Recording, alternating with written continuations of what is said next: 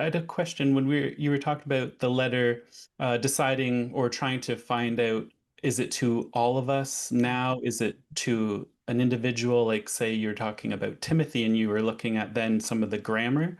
Right.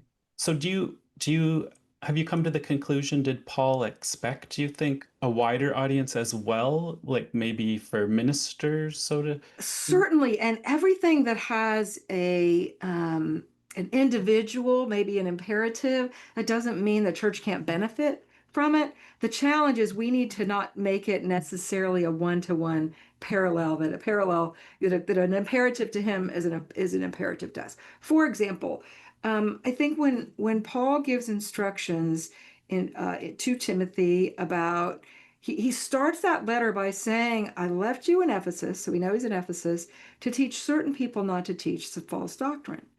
So then we ask, well, do we have any hints as to what that false doctrine is? Well, there are some hints in First Timothy, but there's a massive section of the book of Acts that talks about Ephesus and Paul's experience there.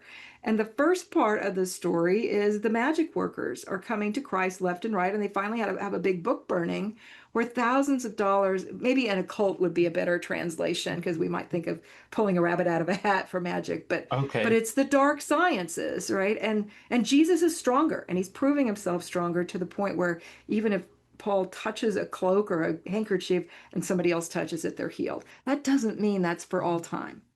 Just because Okay. that narrative reports that, it means, but it does say, if you go into a new culture that's never heard the gospel, don't be surprised if miracles happen that are directly relating to their stronghold.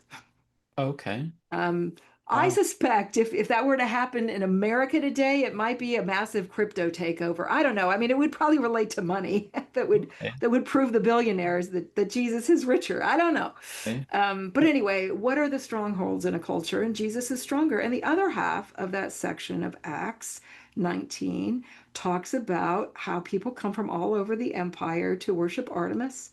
Her temple is one of the seven wonders of the world, and the workers that are making sort of souvenir trinkets are angry because the gospel work is so successful. It's cutting into their financial, to their trade.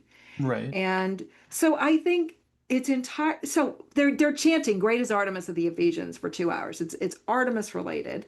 So you ask who's Artemis at the time of the earliest Christians, and finding out that she is a goddess of midwifery, among other things, could influence how we read a woman. She will be saved through childbearing.